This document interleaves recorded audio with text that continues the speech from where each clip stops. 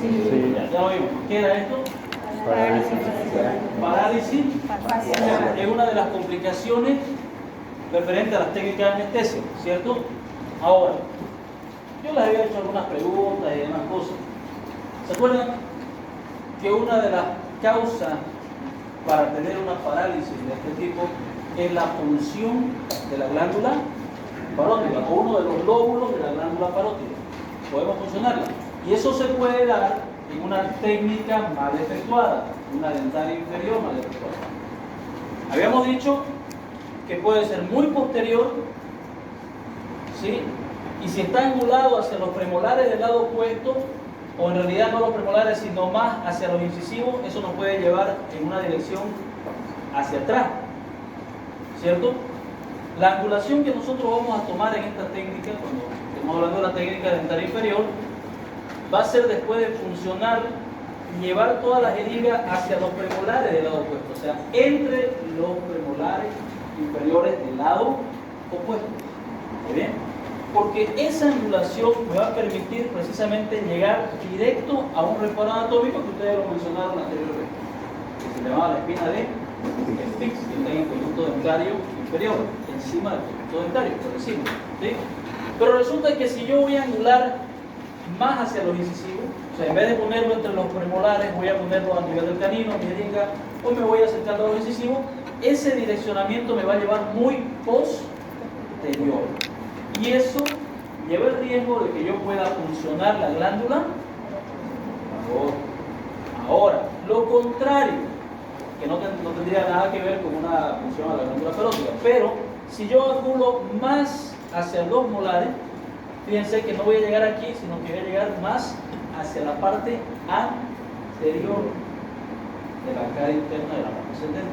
Entonces probablemente voy a funcionar esta zona, voy a llegar hasta acá y no voy a funcionar en el lugar que necesito. Voy a descargar, pero no va a llegar directamente donde necesito que llegue. Entonces usted va a notar que no ingresó casi nada con su aguja y ya está tocando eso. Entonces eso quiere decir que está muy anterior y probablemente usted está direccionando mucho hacia los molares, o sea, más allá de sus premolares. Entonces se está yendo más hacia adelante. ¿Se entiende? ¿No? Lo contrario con esto, que si lo voy angulando hacia los caninos, me voy a ir y voy hacia atrás. Entonces no voy a llegar tampoco a la esquina de Spix, pero sí puedo llegar en la parte posterior y funcionar la parótida. Entonces, eso creo que me faltó mostrarle la anterior vez, no lo vimos esto, ¿cierto? Me faltó mostrarle eso para que haya un poquito más de claridad en ese sentido. Esta técnica ya la vamos a hacer nosotros. La próxima práctica viene ya con esta técnica. Entonces, por eso es importante que ustedes tomen en cuenta todo lo que les estamos mencionando y las posibles complicaciones que puedan haber. Se lo dije al comienzo y se lo vuelvo a decir ahora, no para asustar, ¿está bien? Para nada, simplemente para que ustedes conozcan y tengan el cuidado necesario para trabajar entre ustedes y después con sus pacientes. ¿Ok? Bueno, ya vimos también lo que es el trismo, ¿se acuerdan del trismo? ¿Lo ven? Listo. Lesiones de partes blandas. ¿No vimos lesiones de partes blandas? Ya. Cuando hablamos de lesiones de partes blandas, nos estamos refiriendo a los traumas o el traumatismo que puede haber tanto en labios, lengua o en alguna zona de la boca que quede anestesiada. ¿Sí? Ahora, esto se da más con frecuencia en pacientes pediátricos, en pacientes niños, porque ellos no toman conciencia de lo que puede ser el estar muriéndose. ¿Está bien? Claro que también hay que explicarle a los mayores, a los grandes, sí, porque algunos al sentirse adormecidos pueden estar después jugando con la lengua o jugando con el labio. Entonces hay que tomar en cuenta eso y hablar, indicarle, cuando estén entendiendo niños, hay que indicarle al niño, ¿no ves? ¿Al niño le indicamos? También se le indica al niño, pero a que tienen que ustedes indicarles aquí al responsable de ese niño, papá, mamá o algún responsable o tutor legal, ¿ya?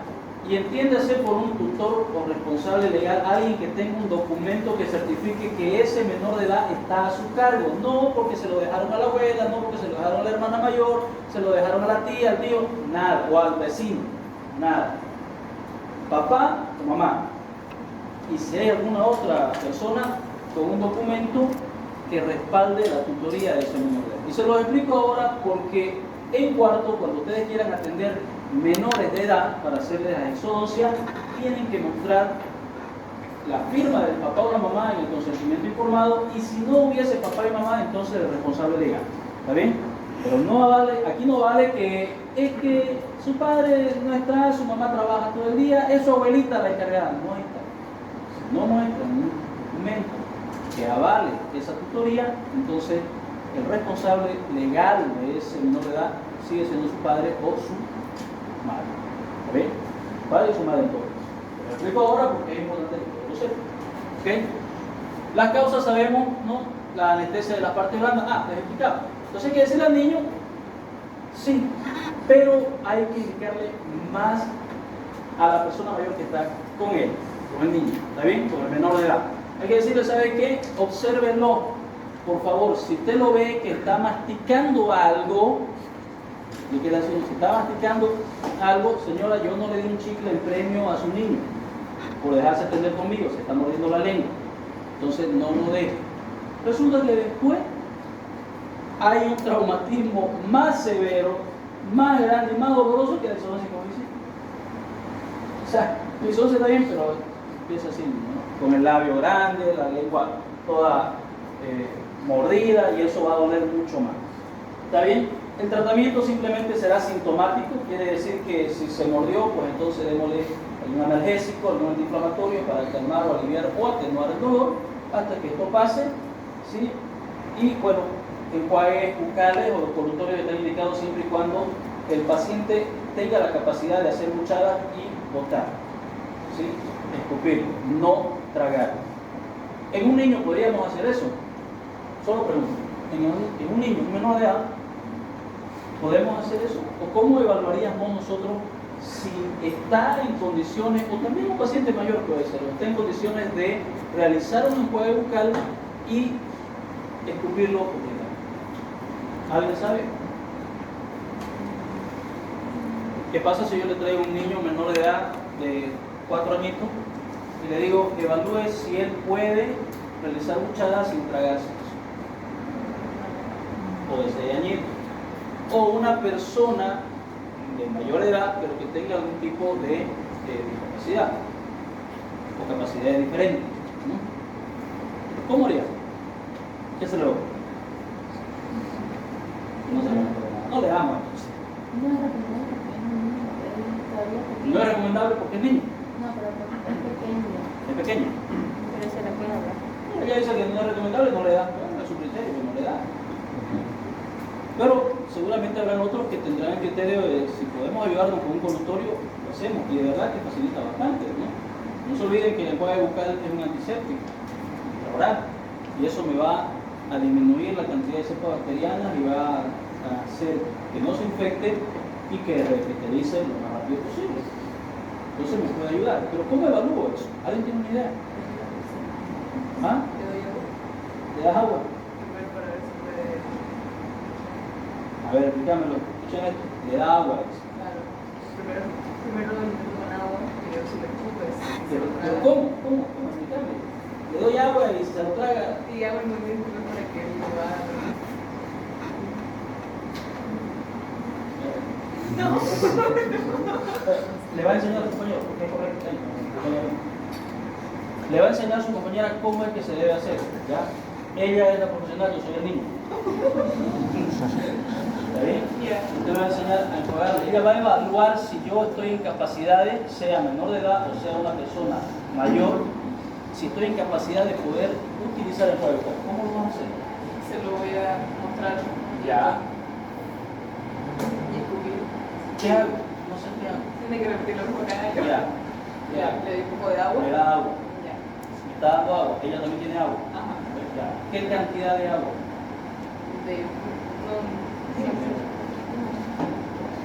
No. Ojo con esto. Ella me está dando agua. una cantidad determinada. Puede ser medio vaso, no necesitamos más, o un vaso entero, pero ella sabe la cantidad que me está dando. Yo no tengo ni idea, ella me dio agua, simplemente. ¿Está bien? ¿Y ahora? Tomamos. Ya. Ponemos en boca Ya. y empezamos a hacer movimiento. Y vamos a hacer movimiento.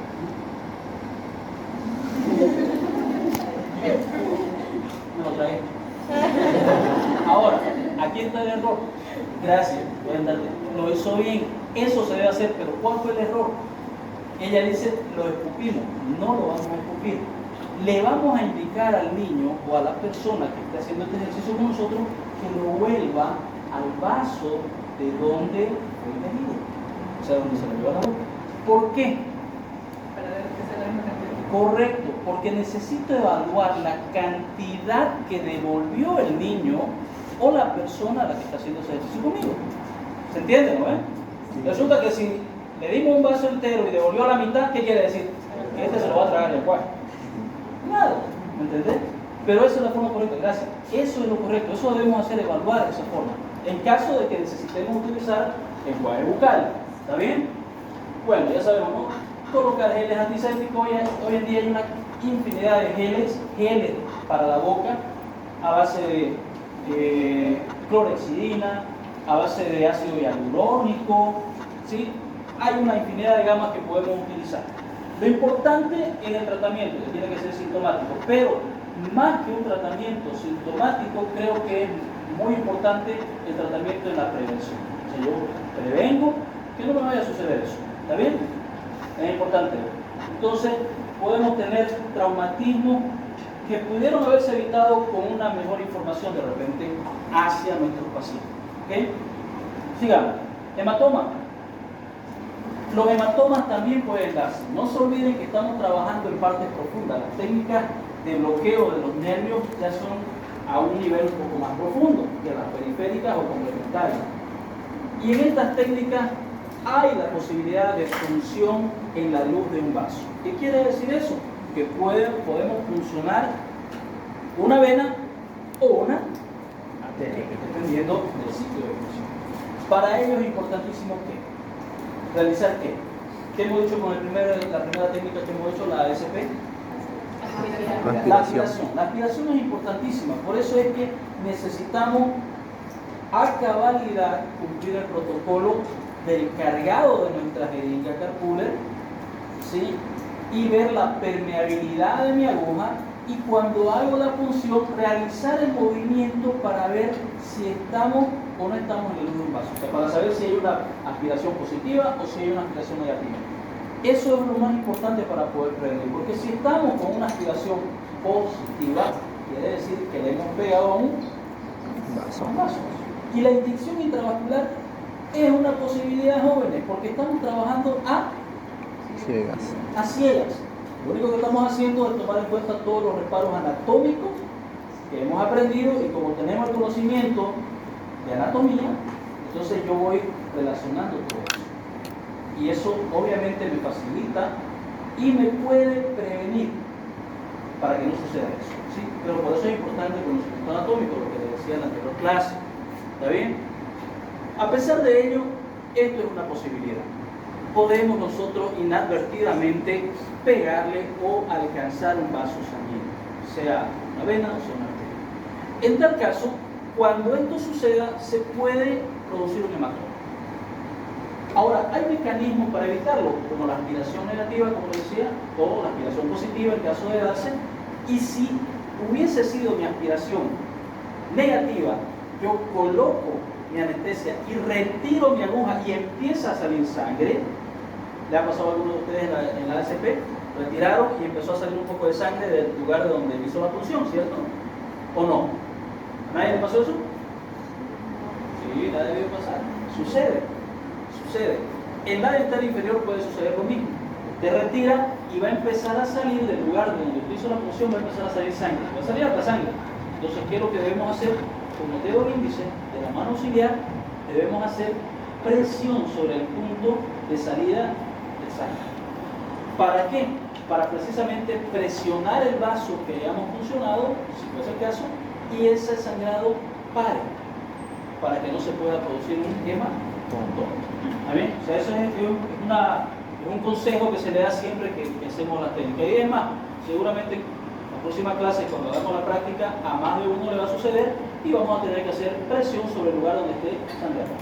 Eso es para evitar que se forme un hematoma, porque un hematoma en la zona va a ser complicado para nosotros para trabajar, ¿sí? Y obviamente el paciente también después lo va a sentir. ¿Ok? Otra de las cosas para prevenir es elegir el tamaño de la aguja. Ya hemos hablado del tamaño de la aguja, hemos visto calibres de aguja, sí, calibre y longitud de aguja. Entonces creo que sería redundar. Simplemente tomar en cuenta el biotipo del paciente. De acuerdo al biotipo, elijo el tamaño de mi aguja, la longitud y el diámetro y puedo trabajar, ¿sí? Utilizar agujas medianas o cortas en los bloqueos de nervio ASP. Yo preferiría medianas, ¿sí? Pero pongo medianas o cortas porque la literatura lo menciona así. Según Malamed, está mencionado así. Malamed es el manual de anestésico local, o uso odontológico, por si acaso, para el nervio ASP, ¿sí? No emplear nunca una aguja como sonda en los tejidos. ¿Qué quiere decir eso? Nunca con una aguja voy a poner aquí, voy a sondar, digamos, ¿no? ¿Qué profundidad tiene? No se utiliza eso, salvo en caso que esté estrictamente indicado, ¿sí? Y bueno, como les decía al comienzo, el riesgo de una punción es inadvertido, o sea, puede suceder. Por más que tomemos todos los recaudos necesarios, en alguna oportunidad les va a llegar a suceder.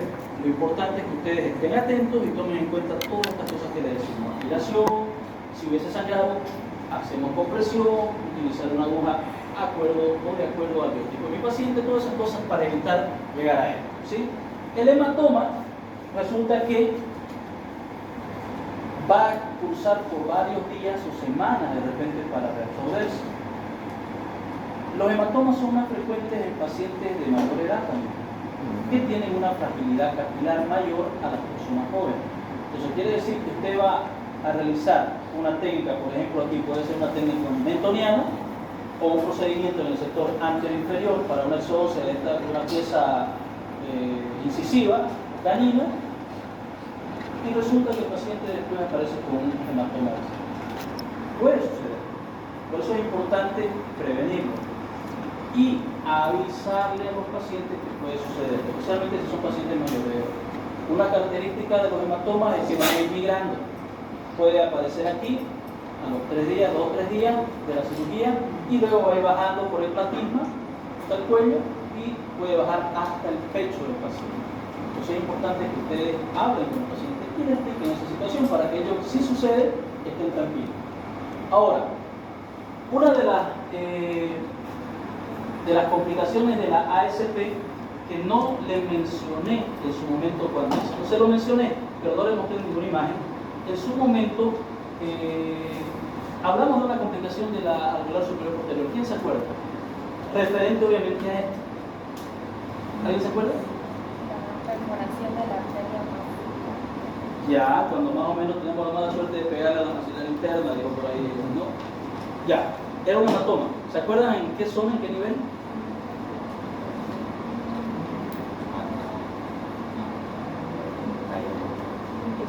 Más o menos va de la fosa infratemporal hasta todo lo que es un lado de la cara. Pude pillarnos, la busqué un montón porque no son muy frecuentes, y vienen desde aquí hasta toda esta zona, más o menos así. Y esto fue por una técnica, una ASP. Ustedes lo pueden ver muy bajo, pero viene de acá. La foto lamentablemente no está de arriba, pero viene así. Y eso fue por una ASP. Le sucedió a uno de mis estudiantes, ¿no? No en mi práctica, en otra práctica, no de esta universidad, por cierto. Así que se tranquilo. ¿Okay? Pero sí me avisaron porque ellos sabían que podía suceder, porque siempre hablamos de esto. Lamentablemente le sucedió con una paciente que estaba por hacer un procedimiento, no me acuerdo cuál era el procedimiento, pero la técnica era una ASP que tenía que realizar. Lo realizaron, inmediatamente después de tirar la aguja, se puso a hacer no sé qué cosa, preparar, volvió a mirar a la paciente y la paciente estaba así. Sí, es rápido. Cuando sucede, es rápido. O sea, usted está haciendo cualquier cosa y la mira y caramba, así, hinchado así. Gracias a Dios no ha sucedido nunca. Al doctor Pablo creo que le ha sucedido alguna vez, sí, me mencionó alguna vez que sí le ha sucedido. Espero que no le suceda a ustedes, pero si llegara a suceder, hay que hablar con el paciente. ¿Está bien? Es una de las complicaciones que son inherentes a este tipo de procedimiento. ¿Está bien? Se le manda, se le explica, se suspende el tratamiento. Lamentablemente vas a tener que suspender el tratamiento ahí, ¿verdad? El paciente va a estar incómodo porque se siente nervioso. Es un edema, es un hematoma, pero no es un edema, es un hematoma. Entonces ahí lo que hay que hacer, bueno, vamos a tener que medicar al paciente y vamos a tener que cuidar que ese coágulo no se infecte. Eso es lo más importante en los hematomas. Si hay un hematoma, hay que cuidar que no se infecte. Entonces ahí nosotros indicamos que tiene que entrar con antibiótico terapia, sí o sí, ¿está bien? Para prevenir que ese hematoma no se nos vuelva una infección, ¿ok? Bueno, ustedes saben, los hematomas cruzan así, producto de la composición que tienen. No vamos a hablar de la composición del hematoma, pero sí más o menos el tiempo que va a tardar en absorberse y los colores por los cuales va a pasar. Eso tiene que explicar esta su paciente, ¿sí? Entonces, más o menos el hematoma va a tardar en absorberse unos 20, 21 días completamente, ¿no? Tratamiento, ya hablamos, presión directa sobre el lugar de la hemorragia. En el bloqueo, lo que les decía, en el bloqueo del nervio anular inferior, la cara medial de la rama, por ahí vas a mirar, ahí haga presión, haga compresión ahí, con el dedo índice o con el dedo, se hace compresión. Bloqueo del nervio infraorbitario, puede hacer compresión por fuera sobre la piel a nivel del agujero infraorbitario, hace compresión. Si usted, después de la retirada la aguja, nota que está saliendo alta sangre, en vez de hacer presión por dentro, simplemente hace presión por fuera, a nivel del infraorbitario, ¿sí? En el mentoniano también por fuera podemos hacer compresión directamente sobre el nervio mentoniano para comprimir el paquete vascular nervioso, ¿sí? La ASP, ¿qué es lo que dice? Suele producir los hematomas de mayor tamaño y peor aspecto estético, que les acabo de mostrar. Es uno de los peores hematomas y es con la ASP. Si bien es cierto, la alveolar superior posterior es muy fácil de realizar, ya ustedes lo han visto, no duele, es prácticamente indolora, pero cuando hay la complicación, lamentablemente es uno de los hematomas más feos, ¿no? Estéticamente y por lo que más o menos el paciente llega a sentir, ¿no? Sí, perdón, ¿alguien quiere contar? ¿No? Ya. Bueno, se debe cubrir al paciente con antibióticos, se lo acabo de mencionar, y explicarle al paciente la evolución. O sea, en otras palabras, expliquémosle esto, ¿no? Que va a pasar más o menos esta cantidad de tiempo y va a pasar de esos colores hasta el último resolverse. Y también que va a migrar por el efecto de la gravedad. O sea, si el hematoma está aquí, pues empieza a migrar, va a descender, con seguridad que lo va a hacer, ¿okay? Dolor durante la inyección también es una de las complicaciones jóvenes que puede darse, es una de las complicaciones, dolor durante la inyección. Suele doler, hay que ver las causas. De repente la punción ha sido poco cuidadosa, no ha sido una punción prolija. Múltiples punciones dañan el bisel de mi aguja. Quiere decir que el bisel va a perder ¿qué? Va a perder filo. Entonces, cada vez que vuelva a funcionar, va a desgarrar, ya no va a penetrar limpiamente, ¿sí? Va a empezar a hacer pequeño desgarro y eso obviamente va a doler. ¿Por qué? Porque la punta de la aguja, con tantas funciones que se van haciendo, se torna roma, ya no en punta.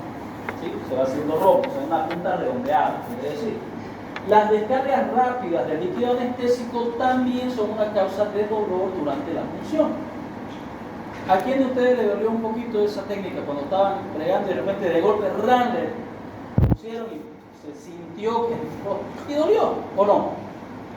A ver, sinceramente, la punción ni la sintieron de repente, ustedes, sí, pero sintieron cuando de repente hubo una descarga, digamos. ¿Por qué? Porque fue muy rápido. ¿Cuál es la velocidad de administración del líquido anestésico? Eso lo vimos cuando estábamos viendo el tema de anestesia. ¿Cuál? 1 ml por minuto. Entonces quiere decir que hay una velocidad de administración. Yo no puedo ir en contra de eso o saltarme esa norma. ¿Está bien? Porque eso puede producir dolor durante la inyección. O, en todo caso, si mi paciente tiene una reacción al líquido anestésico, pues yo tengo el tiempo, digamos. Si son más o menos como 2 minutos que voy a estar anestesiando, a los 30 segundos o al minuto voy a ver que puede haber, para la redundancia, una reacción de mi paciente, entonces pues dejo de colocar. No voy a hacer tan inconsecuente de ver que está teniendo una reacción, imagínense, la pongo todita de una vez, no me apuro y descargo todo. ¿Para qué? Hay que esperar, a ver qué pasa con esa situación. Entonces, hay una norma, 1 ml por minuto. ¿Sí? Prevenimos utilizando aguja bien afilada, obviamente, y no reutilizando. Y aquí hay un consejo que yo les doy. ¿Está bien? No utilicen 2 veces la misma aguja. ¿Va en contra de la economía de ustedes? Puede ser. Pero va en el bien del paciente.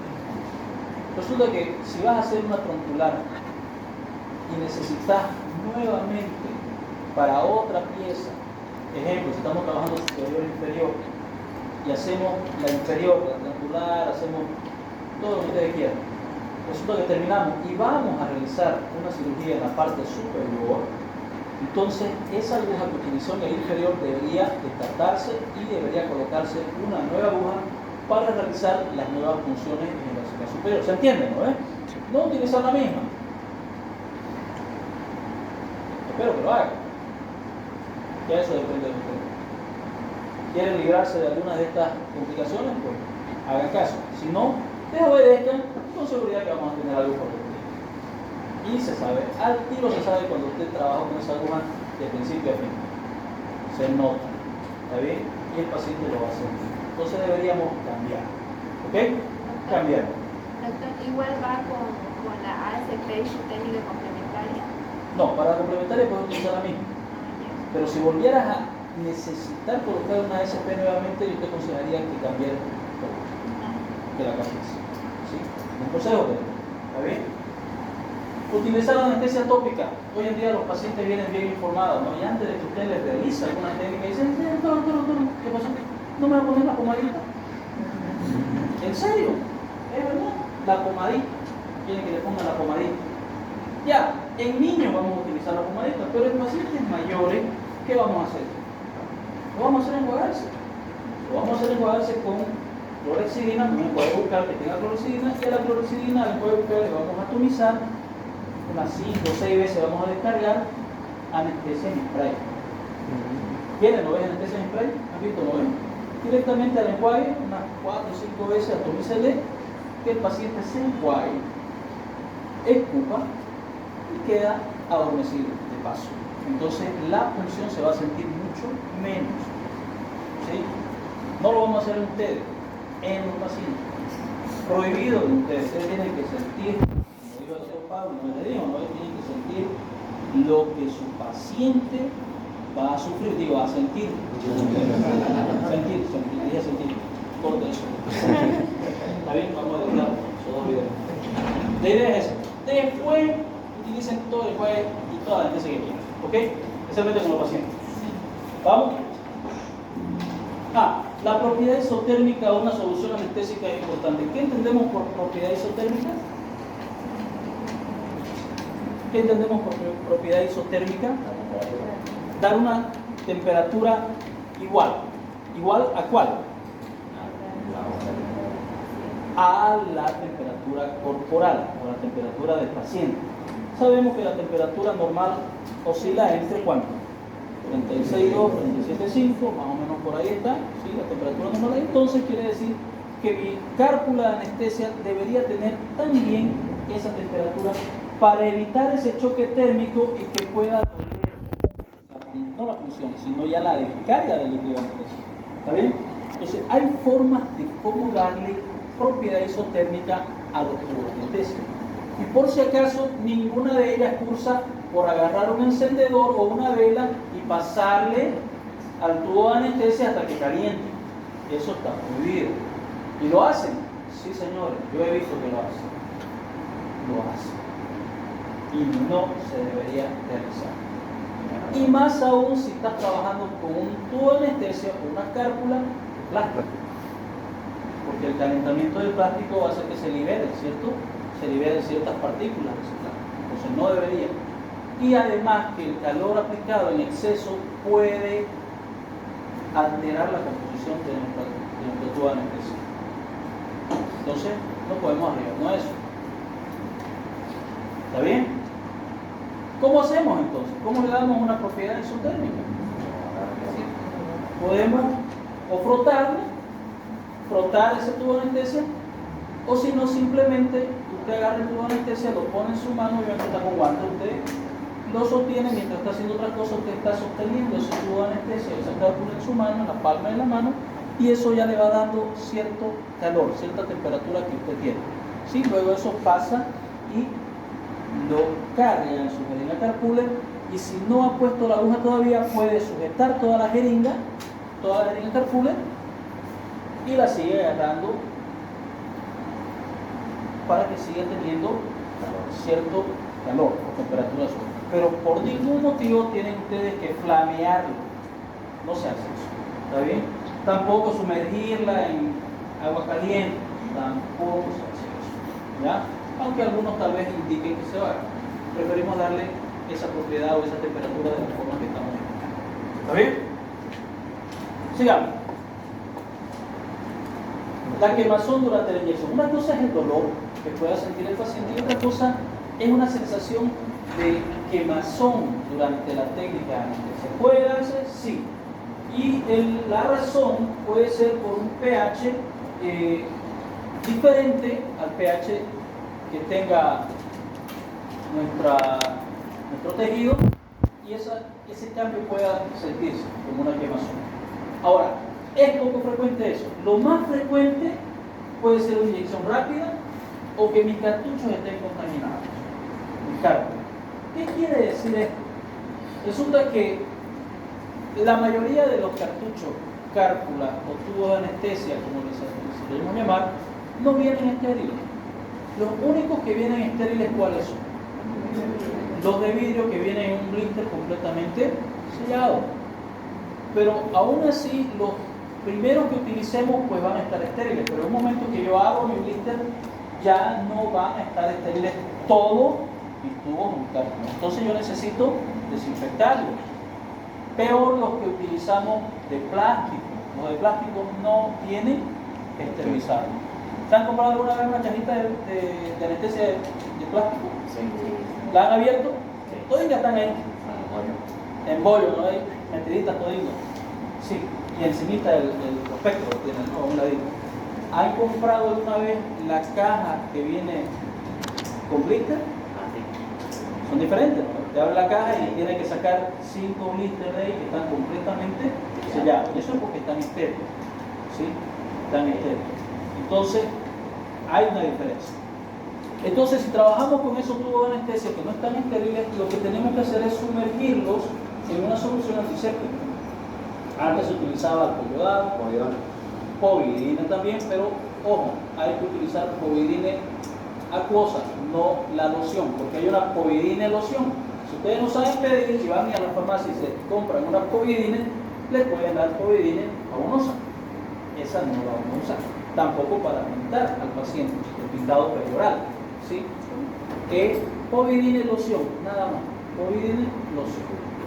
O en todo caso, clorexidina pura, porque ahora venden clorexidina pura. Entonces yo puedo en una cuba metálica colocar clorexidina o colocar en este caso povidina loción y poner la cabecita sumergida dentro del líquido antiséptico. Al momento de cargar a mi jeringa carpooler, debo secar correctamente ese tubo de anestesia.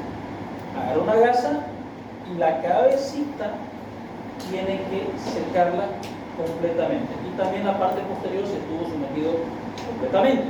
¿Por qué? Porque cuando yo voy a cargar mi cárpula o mi tubo de anestesia, en ese momento de conectar ya la cabeza de mi tubo de anestesia o mi cárpula al vástago de la aguja, ¿se acuerdan que queda un vástago dentro de la cárpula?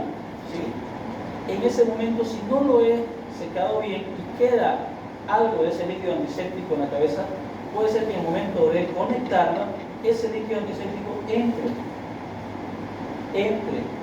en la aguja, a la luz de la aguja.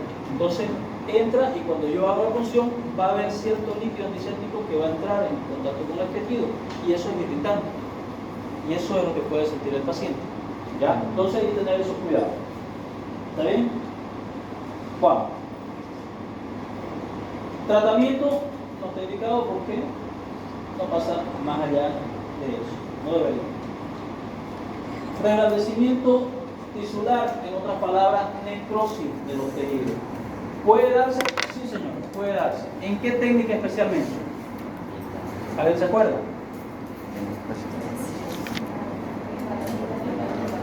En la técnica complementaria de la ASP. En este caso es la palatina mayor o palatina anterior. La recomendación en esa técnica fue muy clara para ustedes. Se le dijo que no deberían descargar más de cuarto tubo en una misma zona del paladar. ¿Se acuerdan? Sí. Es para evitar precisamente esta complicación, necrosis de los tejidos. Si llegara a suceder, pues lamentablemente vamos a tener que puretear para eliminar los tejidos necróticos. Hacer un puretaje, retirar todo el tejido enrojecido o todo el tejido necrótico para que reepitelice. ¿Sí? Lamentablemente se tiene que dar eso. Y obviamente ayudarnos con analgésicos si fuese necesario. Hay otra complicación que puede darse, no es tan frecuente, pero resulta que cuando se da es interesante porque la culpa se la echan o se la quieren echar siempre al profesional, al que anestesió. Y son las lesiones intraorales post-anestesia. Puede ser por traumatismos tisulares o puede ser por estomatitis aftosa recurrente en el paciente o el herpes simple que el paciente puede tener.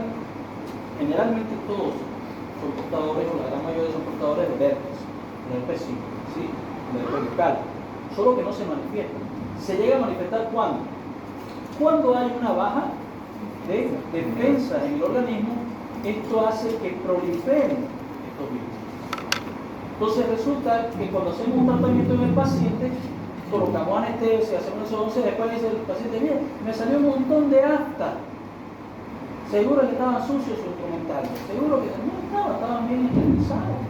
Resulta que puede ser que ya tenía el paciente y lo único que se hizo fue exacerbar ese proceso, nada más. ¿Qué quiere decir exacerbar el proceso? Simplemente se lo apuró, nada más, se lo apuró, pero ya lo tenía, ¿sí? Entonces es importante que nosotros sepamos hablar al paciente, explicarle la situación al paciente, que no es por mi instrumental sucio, bueno, ya eso queda en tu conciencia, ¿no? Porque si realmente no estaban limpios los instrumentales, quedará la duda. Si queda la duda, no, ya hay problema tuyo, pero no debería suceder, porque trabajamos con instrumentales debidamente esterilizados, ¿sí? Y aquí hago un paréntesis para poder apelar a la conciencia de ustedes. No se deben reutilizar el papel delgado médico. El papel delgado médico es el papel transparente que utiliza, ¿sí? No se debe reutilizar, no es para reutilizar, es para descartar. Pero resulta, y tengo conocimiento que en la clínica se están reutilizando, lo utilizan hasta 2 a 3 meses. No, usted no, pero usted sabe que lo hace, o no. Sí, usted sabe que lo hace.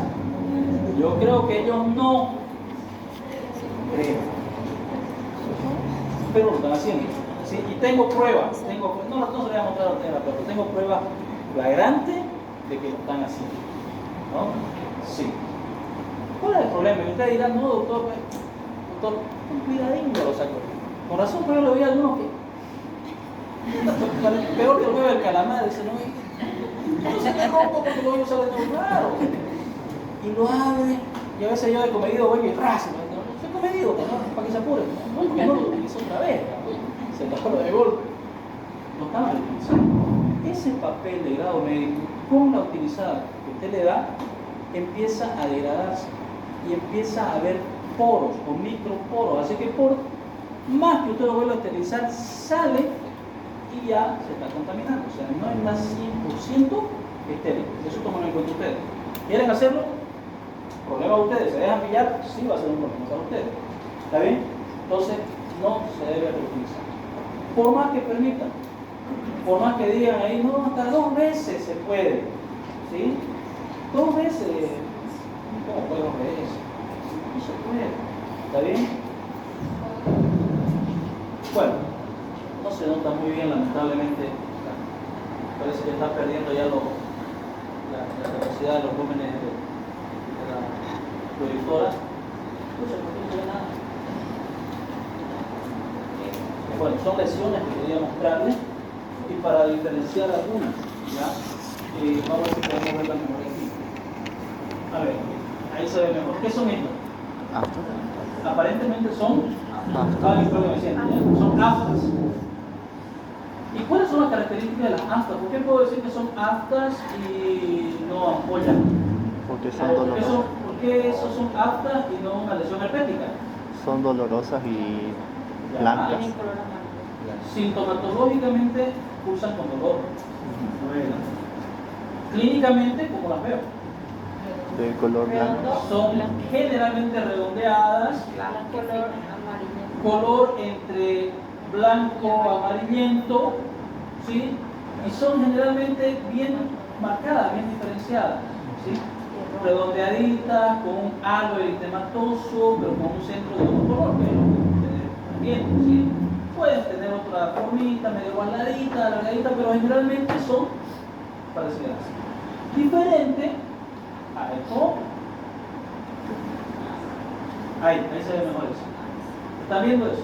Ahí no es una lesión bien diferenciada, no está bien marcada. Fíjense que son lesiones eritematosas diferentes, de diferente tamaño, ¿sí? Entonces, tengo que aprender a diferenciar eso. Si es apta lo que le salió al paciente o si es una lesión herpética. ¿Cómo diferencio una lesión herpética? ¿Cómo sé que es herpes? ¿Y cómo sé que puede ser una lesión oral? Una afta recurrente o una estomatitis, puede usar por lo mismo. ¿Cuál sería la diferencia? ¿Cómo haría mi diagnóstico diferencial? ¿O cómo puedo diferenciar yo que sea una afta simplemente, una estomatitis Y no o presenta dolor. herpes?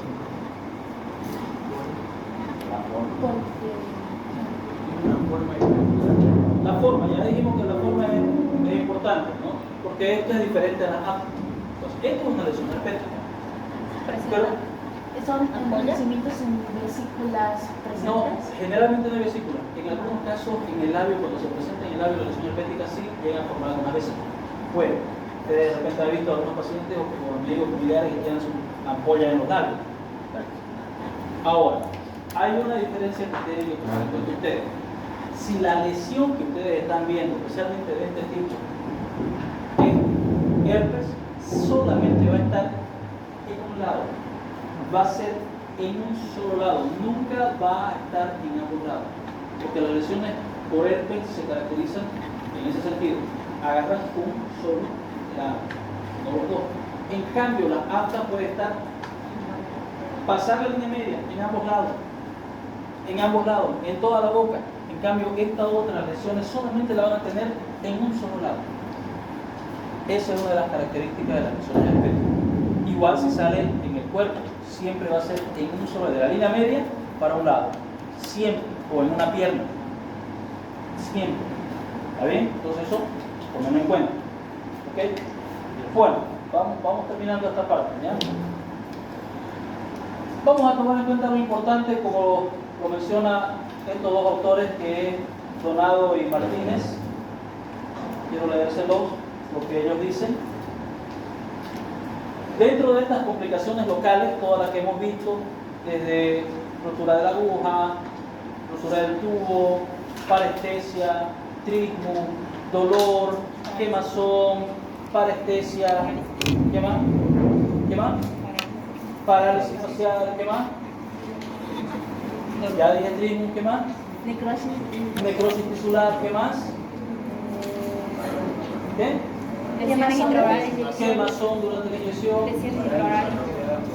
Correcto. Todas esas complicaciones locales generales, dentro de estas complicaciones hay que descartar la posibilidad de provocar, aparte de lo que hemos mencionado, provocar una diseminación bacteriana o transmitir alguna otra enfermedad como hepatitis o el síndrome de la inmunodeficiencia adquirida conocida, que serían complicaciones no solo desagradables para el paciente, sino también para ustedes y para nosotros como operadores. ¿Qué quiere decir esto?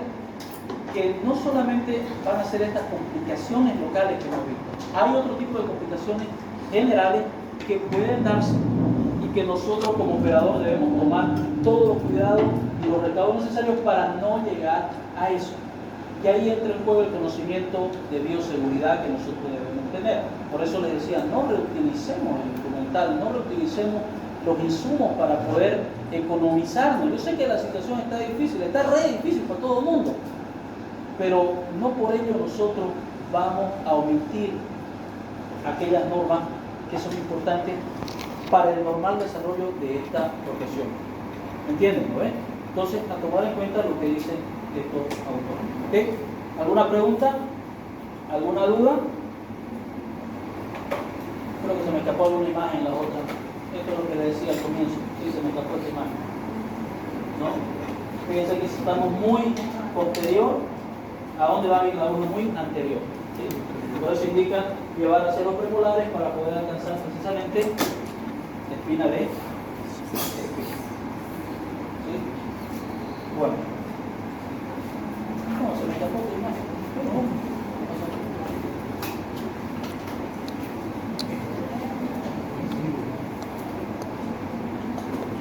Ahora, quiero mostrarles esta última imagen. Ya se me escapó también. Esa y la otra era esta. Si a alguno le queda duda todavía, ¿será que le puedo dar a la parótida? ¿Será que puedo funcionar la parótida? Pues déjenme decirle que sí. Fíjense el gráfico. Fíjense dónde está la parótida. ¿Se dan cuenta? Entonces, en una función muy posterior, puedo llegar hasta la glándula. ¿Okay?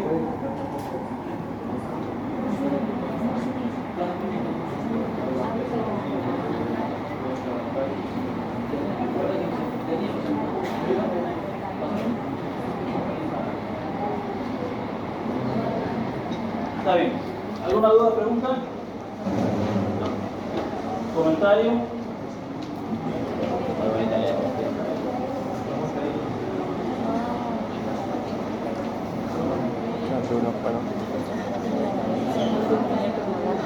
Sí.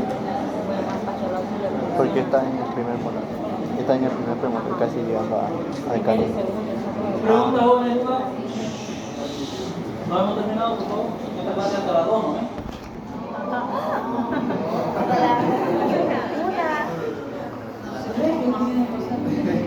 Bueno, los que quieran retirarse a la 1 se pueden retirar, los que quieran quedarse hasta las 2 se quedan, no tengo problema. ¿Está bien?